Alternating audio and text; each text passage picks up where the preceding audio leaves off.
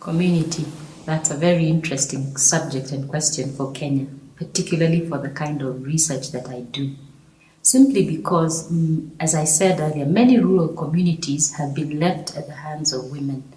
And most of these women are not empowered financially to really practice agriculture or run the day-to-day events of their families. So for me, community is at the heart of progression in Kenya.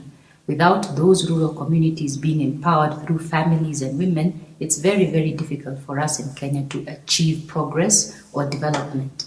So community is an interesting area for me, but at the same time, it's an area that points to the fact that we have to do a lot more for these communities that we work in. For instance, in the community I was working in, or I continue to work in, basic amenities like water, electricity, healthcare is a problem.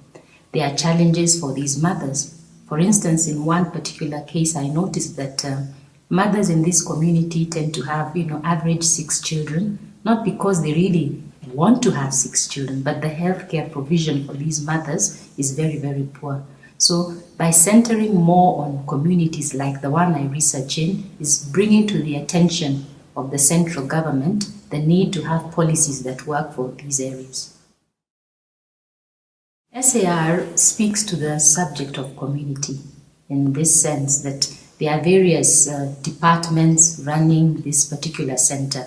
And at the same time, all these departments, be it administration, be it the library, be it the research department, be it the other resident scholars, they seem to thrive together as a body that is moving towards a particular direction.